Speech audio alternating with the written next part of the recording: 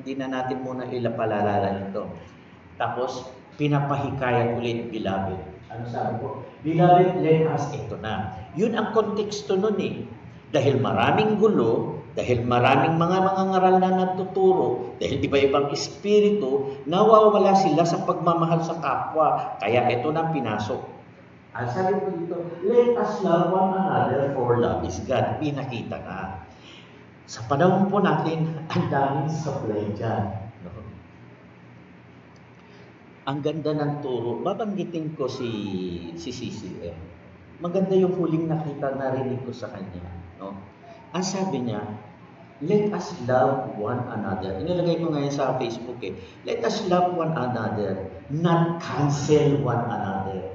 Abay, maraming pastor, pag may gumawa ng problema sa'yo, kinakancel na. hindi na inaano, no? Yung iba, meron pang kung pwede maglagay pa ng letter sa church para sabihin, o kapatid na yan, huwag kayong mag-uusap dyan, huwag ninyo. Yung reason na yun. Those are the people who have different spirit. Spirit na siguro nila yun. Human spirit na talaga yun. But there is a different spirit that comes from the Holy Spirit that comes from God. So, dito napakahalaga na kailangan ito para sa lahat. Let us love one another for love is of God. So, kung para magkaroon ka ng love ng Panginoon, dahil yun ang tunay na pag-ibig, walang iba kung hindi ang Kristo na nasa atin. Everyone who loves is born of God and knows God. Ito na yung born of God. Ito yung pinaka-born again. No? Ito yung born again ng Kristo na sa iyo, na alam mo ngayon na sinasabi sa iyo kay Kristo mag-focus, hindi ka na sa lumang sistema, hindi ka sa old covenant, hindi ka sa temple system, hindi ka sa law, kung hindi sa law ni Jesus Christ, hindi ka sa Ten Commandments na tinatawag na nomos, kung hinandito ka na sa entole. Ang commandment ng Panginoon Jesus ay entole. Yung 10 commandments na nomos, ginawa niya 2 commandments, actually 1 lang yun ang entole. Pag sinabing entole, prescription na yon. Kung may sakit ka na sinasabi sa iyo dito, may mga sakit ka, ito na ang prescription na dapat gawin. Ito yung sa Panginoon. That's why we understand that we are those people that is born of God. Hindi pa tayo dumarating sa punto na sinasabi, ang born of God ay hindi nagkakasal. Last time discuss na natin. Pero ang mahalaga po dito, ang sabi po dito, pinapaalala talaga. Kaya, kita nyo kami ni Pastor Jay. Okay lang ba? Balik pangalan kami ni Pastor Jay. Parang tinataas sa sarili natin eh. No? Huwag kalimutan nyo yung salita, pangalan namin. Nakakahiya. So, salita na lang ng Panginoon. Ganun po ang pinipilit namin. We can love other religion. We understand other religion. We can welcome them other religion. See? Kung hindi kayo na-shock, kung hindi kayo na-shock last time, yung sa Hindu, yun si Krishna yun, di ba? Krishna teaching. Oo, meron po yun. Totoo po yun. Maski ang Greek word, yung tungkol kay Jesus Christ at Mary, meron sila. No? So we cannot really judge them because yung kultura na kinagisnan nila at ang Panginoon na nagpahayag sa kanila, nauna pa sa atin. Tayo, kung sa amin lamang, pinitpit lang namin nung nag-Saudi Arabia lang ako. Bago nag-Saudi, talagang sarado kandado ako. Nung nag-Saudi ako, doon na naging born again, nagbago. Doon lang talaga nagkaroon ng changes. And what matter is, nagkakaroon ng changes, naging born of God ka, at alam mo ngayong lumakad hanggang matigog kung ano ka sa harap ng Panginoon. And this is the real truth sa atin. No? Hindi po yung ritual, hindi po yung kung ano-ano. The reason why meron tayong church, meron tayong dito, is para magpapatuloy lang yung kalooban ng Panginoon. Ang ministry. See? Ito mahalaga. Kasi alam po ninyo, pag ang ministry ay nasa puso, automatic po yan, nandyan tayo. Automatic gumagalaw tayo. Ang sabi dito, he who does not love does not know God, for God is love. Hindi. Di ba? Yung sinasabi love ng love, yung pala hindi naman talaga love ng Panginoon. May galing sa kapwa eh. Yung discipline nila, imbis na nagre-restore, lalong pinapalayas yung mga miyembro. So, ang sabi dito, in-emphasize na ngayon sa verse 9, in this is the love of God which manifested toward us. Nagkatawang tao na yan, Panginoon, that God has His only Son. So, buo sa isip natin, ano yung love? Yung love ay ang Panginoon. Sino yung Panginoon? Panginoon Jesus yung nagkatawang tao. Na siya yung only begotten Son into the world that we might live through Him. Into the world, ang world yun sa panahon ng mga Hudyo. Yun yung panahon na kailangan magbago ang sistema, ang kultura, ang relihiyon. Yun ang panahon na yun. Dahil pagkatapos sa covenant, ang panahon naman na kung saan inayos niya, na-fulfill niya yung dapat na gagawin ng mga tao, kaya na natin gawin. Hindi lang ginagawin na ipamumuhay pa natin, hindi lang na ipamumuhay natin, nasa atin, nakamtan na natin. Yun ang kahalagan ngayon pag tayo na sa ating Panginoon. Kung hindi natin alam yan, yun ang problema. Kaya nga, ang sabi nga sa salita ng Panginoon, my people perish because lack of wisdom. Hindi, yung wisdom, base yun sa aral, base sa knowledge. Knowledge, when you apply it, it's wisdom. So, ito po yung mahalaga sa atin. We know the wisdom that comes from God, ang katotohanan na galing sa Kanya. Verse 10, inulit natin, this is love. Hindi na tayo'y nagmahal sa Kanya. Ang pinakamatindi is siya, ang nagkatawang tao, nagmahal sa atin, para sa atin. Sakop niya yun. Yung time niya sa pagiging Diyos sa langit, nagkatawang tao siya dito sa mga Hudyo para masabihin sa mga Hudyo, ipakita sa mga Hudyo para sa panahon naman natin, maipamuhay na natin.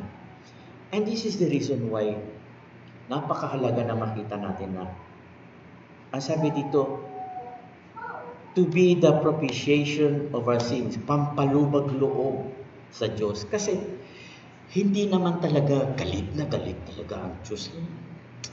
Katulad ng mga description ng mga iba. Kailangan lang ma-reconcile, magpampalubag ng loob.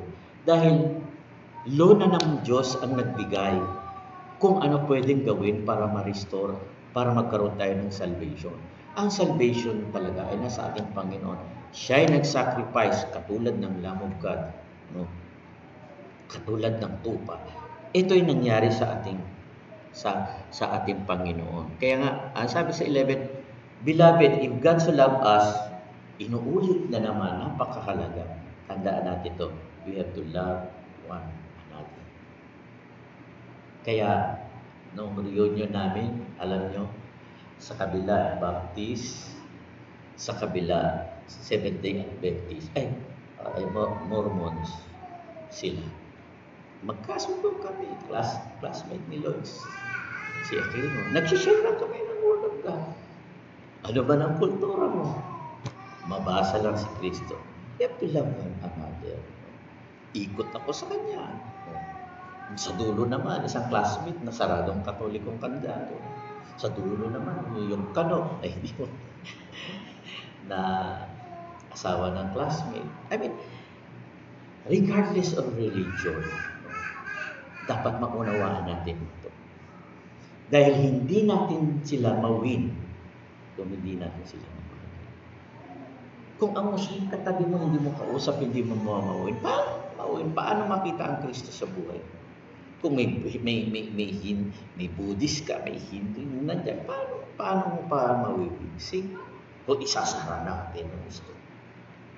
Noon sa tradition, napakasagwa ang tinuro sa amin. Katoliko, unbeliever. Lahat na lang unbeliever eh. Tapos born again lang raw ako. Tatawa si Pastor eh. Nagislan rin niya yan eh. Mga turo namin ni Pastor teaching God.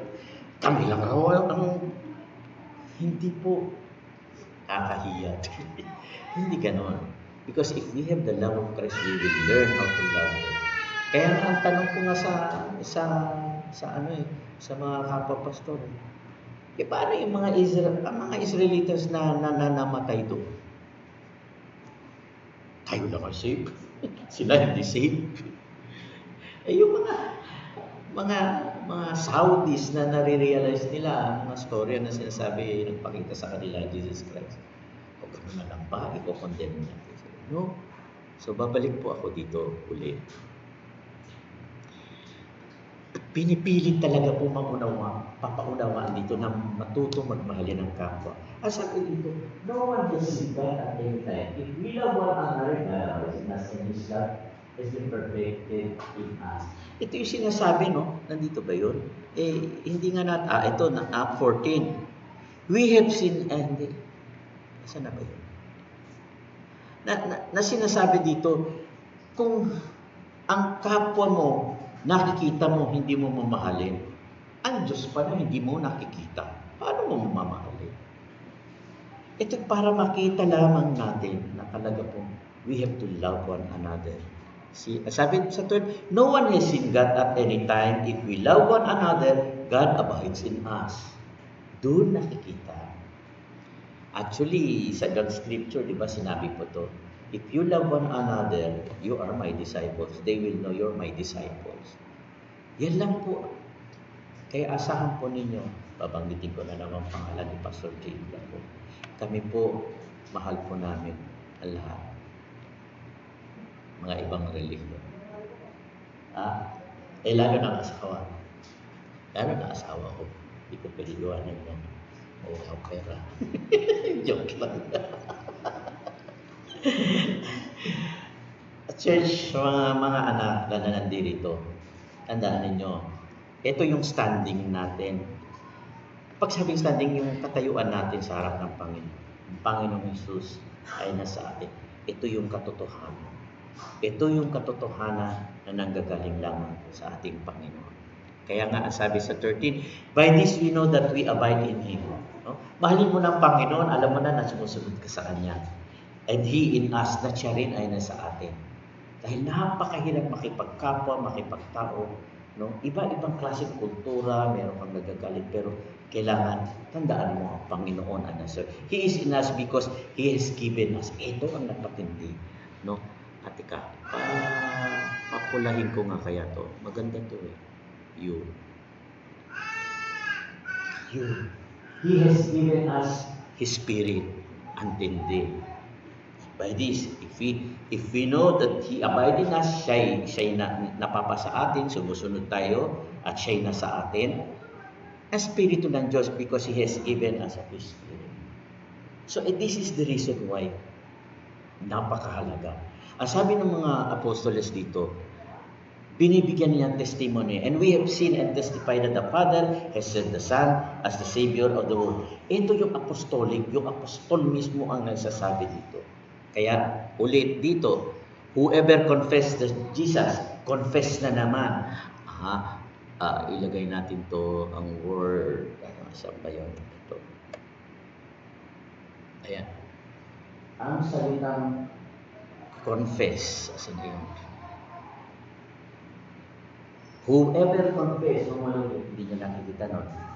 Homologio, homologo.